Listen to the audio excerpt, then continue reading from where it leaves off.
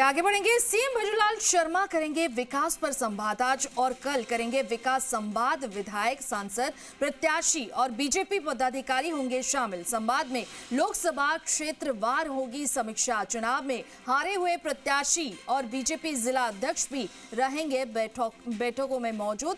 मुख्यमंत्री विभिन्न योजनाओं की जमीनी हकीकत का भी लेंगे जायजा। फीडबैक आपको बता दें, राजस्थान के नेताओं से चर्चा का आगाज होगा। लोकसभा स्पीकर ओम बिरला के साथ सीएम करेंगे विकास पर चर्चा।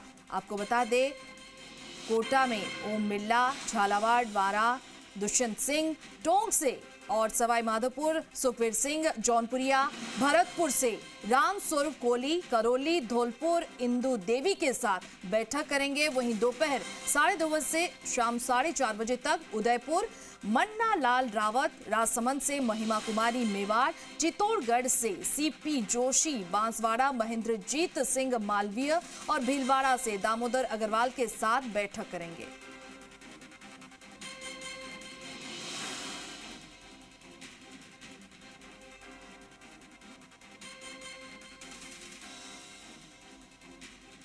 और इस खबर पर ज्यादा बातचीत करने के लिए हमारे साथ जुड़े हैं हमारे संवाददाता बाबूलाल धायल। बाबूलाल, सीएम भजूलाल शर्मा करेंगे विकास पर संवाद और आज और कल 2 दिन करेंगे विकास कार्यों का संवाद, तो किन किन बिंदुओं पर चर्चा करेंगे? जी देखिए, विकास पर जो संवाद है वो शुरू हो गया इस वक्त सीएमआर में, और जिनको बुलाया गया था यानी सबसे पहले शुरुआती बैठक में वो अधिकांश नेता पहुंच गए। हालांकि ओम बिरला नहीं पहुंचे अभी तक, किसी आवश्यक कार्य की वजह से वो अभी तक नहीं पहुंच पाए, लेकिन कोटा संभाग के जो विधायक हैं, सांसद हैं, उनके अलावा वो पहुंचे हैं। इसके अलावा भरतपुर संभाग के विधायक सांसद भी जो हैं वो पहुंचे हैं।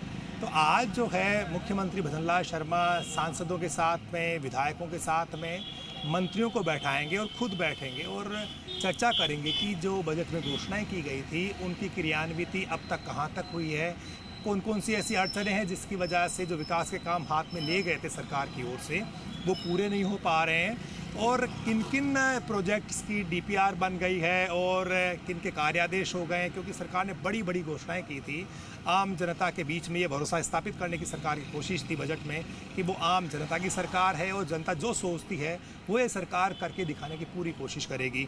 तो इस कड़ी में आज जो महामंथन हो रहा है वो उसी बात का हिस्सा है, और ख़ास तौर से पूर्वी राजस्थान में बारिश बहुत हो रही है तो वहाँ के जो विधायक आ रहे हैं, सांसद आ रहे हैं, उसका फीडबैक भी लेकर के आ रहे हैं। इसके अलावा जो है, जो पुल हैं और ब्रिज हैं, सड़कें हैं, इसके अलावा इस इलाके को जो सौगातें दी गई थी अलग अलग, जैसे कि कोटा शहर में मथुराधीश मंदिर का कॉरिडोर बनना है, वहाँ पर कैंसर यूनिट बननी है। इसी तरह से झालावाड़ में भी बहुत सारे प्रोसेसिंग प्लांट्स आने हैं, यूनिट्स आनी है। तो उसको लेकर के तमाम जो विधायक हैं, वहाँ के जो सांसद हैं, वो पूरा होमवर्क करके आए हैं, और जब मुख्यमंत्री के साथ में वो बैठेंगे तो जिस तरह से ग्राउंड पर स्थिति है उसके बारे में भी वो बताने की कोशिश करेंगे कि ये काम शुरू हो गए हैं, इनमें अभी तक इतना काम हुआ है और इनमें ये अड़चनें आई हुई हैं। तो ये पहली मर्तबा हो रहा है सालों बाद में जब कोई मुख्यमंत्री प्रदेश के जनप्रतिनिधियों के साथ में बैठ कर के चर्चा कर रहा है, उनसे फीडबैक ले रहा है और ये जानने की कोशिश कर रहा है कि धरातल पर सरकार की विकास योजनाओं के हालात क्या हैं। तो एक बहुत बड़ी पहल है और इसके सकारात्मक नतीजे निकल करके बाहर आएंगे और विकास की रफ्तार तेज़ी से राजस्थान में बढ़ती हुई दिखाई पड़ेगी, और इसी कड़ी में जो आज ये शुरुआत है इसके बेहतर नतीजे आने वाले दिनों में दिखाई पड़ेंगे। बिल्कुल बाबूलाल, क्या ये महामंथन प्रदेश के विकास के लिए एक महत्वपूर्ण कदम है?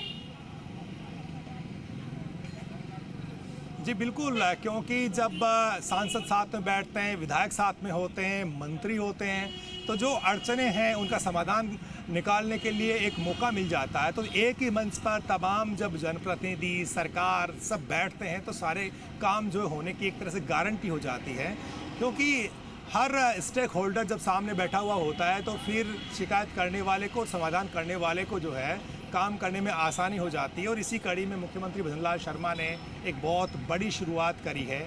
आज और कल 2 दिन वो सांसदों के बीच में, विधायकों के बीच में, मंत्रियों के बीच में राजस्थान के विकास को लेकर महामंथन कर रहे हैं, और जिनको जनता ने चुन करके भेजा उनके साथ बात कर रहे हैं। जो कुछ हज़ार वोटों से चुनाव हार गए उनके साथ में भी बैठकर सीएम उनसे भी फीडबैक ले रहे हैं क्योंकि उनकी भी अपने इलाके में पूरी पकड़ है। भले वो चुनाव नहीं जीते हों, लेकिन बीजेपी के प्रति लोगों का भरोसा कायम रख पाने में उनकी भी बड़ी भूमिका है। तो इसी कड़ी में उन लोगों को भी बुलाया गया है ताकि उनको ये ना लगे कि ये उनकी सरकार नहीं है। भले ही वो चुनाव नहीं जीत पाए हों, लेकिन जनता के बीच में उनका मान सम्मान बहुत है। और जब जनता के काम पड़ते हैं तो हारे हुए प्रत्याशी जो हैं वो भी एक सेतु का काम करते हैं, क्योंकि जब बीजेपी के सिंबल पर आप चुनाव लड़ते हैं और सरकार जब सूबे में आपकी आ जाती है, तब आपका एक नैतिक दायित्व बनता है, जनता काम लेकर आपके ही पास जाएगी। भले कांग्रेस पार्टी का जो विधायक है, सांसद है, वो काम करा पाने की स्थिति में नहीं होगा। तो सूबे में डबल इंजन की सरकार है और इसका फ़ायदा उठाने की पूरी कोशिश हो रही है भजनलाल शर्मा की ओर से। तमाम विधायकों, सांसदों में एक भरोसा पैदा करने की कोशिश है मुख्यमंत्री भजनलाल शर्मा की कि आप काम लेकर के आइए, उस काम को कराने की, विकास कराने की गारंटी मेरी है। बिल्कुल। बाबूलाल, अगर बात करें लोकसभा स्पीकर ओम बिरला के साथ सीएम भी करेंगे विकास पर चर्चा, ये ओम बिरला के साथ जब चर्चा करेंगे कितना महत्वपूर्ण होगा ये चर्चा? जी देखिए, लगातार ओम बिरला के साथ में मुख्यमंत्री भजनलाल शर्मा का संवाद रहता है। जब भी दिल्ली जाते हैं तो हमारे साथ में डी कुम्हेर के विधायक डॉक्टर शैलेश जुड़ रहे हैं। शैलेश जी, क्या क्या बातें करेंगे? बहुत सी सौगातें आपको दी गई हैं। देखिए, आज सारे विधायकों का प्रशिक्षण है और ख़ास चीज़ों पर लेकर चर्चा होगी। ख़ास तौर से राजस्थान को किस तरह से हम विकसित कर सकते हैं, राजस्थान को विकसित प्रदेश की श्रेणी में लाने को लेकर सारे महत्वपूर्ण मुद्दों पर आज मुख्यमंत्री जी के साथ चर्चा होने वाली है। कई जनप्रतिनिधि देर भी हो गई। देखिए, 11 बजे का समय था, तो 10-5 मिनट तो ऊपर नीचे हो ही जाती है लोगों। सबसे बड़ा काम क्या है आपके इलाके में जिसको करवाने के लिए आप कोशिश कर रहे हैं और मुख्यमंत्री जी उसके लिए सहमत हैं? देखिए, मेरे इलाके में जो सबसे बड़ा काम था वो सिंचाई के पानी का लेकर था, और उसको लेकर माननीय मुख्यमंत्री जी ने पिछले बजट में घोषणा कर दी थी। और हमारे यहाँ अहम मुद्दा है, क्योंकि भरतपुर और डीग दोनों ही जाट बाहुल्य इलाके हैं, तो हमारे यहाँ मुख्य मुद्दा है कि भरतपुर के जाटों को केंद्र में आरक्षण दिलवाने के लिए, तो वो हम आज मुख्यमंत्री जी से उसकी विस्तार से चर्चा करेंगे। इसके अलावा क्या महामंथन में क्या निकलेगा, क्या कुछ है उसमें?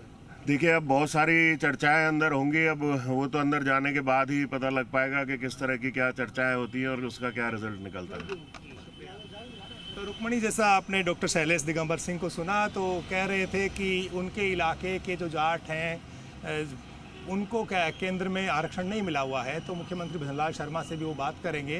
राजस्थान में तो जाटों को, जो भरतपुर और धौलपुर ज़िले के जाट हैं, उनको आरक्षण है, लेकिन केंद्र में अब तक आरक्षण नहीं मिल पाया है। तो उसको लेकर के लंबा आंदोलन भी वहाँ पर चला है और आज इसी कड़ी में मुख्यमंत्री के साथ में वहाँ के विधायक और बात करेंगे। मुख्यमंत्री भजनलाल शर्मा इसके लिए बहुत कोशिश कर रहे हैं। लगातार उनका जो केंद्र के नेता उनसे संवाद बना हुआ है। तो आने वाले दिनों में हो सकता है कुछ और बेहतर या कुछ अच्छी खबरें धौलपुर भरतपुर के जाटों को लेकर के भी आए। लेकिन सिंचाई का जो मुद्दा उन्होंने बताया वो बहुत अहमियत रखता है, क्योंकि ईस्टर्न राजस्थान एक ज़माने में बहुत सरसब्ज हुआ करता था और वहाँ पर नदियाँ बहा करती थी, लेकिन वक्त के साथ में बहुत मुश्किलें वहाँ पर आई, पानी बहुत नीचे चला गया और सरसों का एक तरह से इलाका था। अब सरसों भी कम होने लगी है, पैदावार घट गई है, जोत कम हो रही है। तो वहाँ के किसान जो चिंतित हैं और उसकी पीड़ा को वहाँ के जो विधायक हैं, सांसद समझने की कोशिश कर रहे हैं। तो आने वाले दिनों में बहुत चीज़ें बदलती हुई दिखेंगी। मुख्यमंत्री की कोशिश ये है कि जो ERCP का जो प्रोजेक्ट है, राम जल सेतु प्रोजेक्ट, उसको जल्द से जल्द आगे बढ़ाया जाए। और उसका सबसे ज़्यादा जो फ़ायदा होगा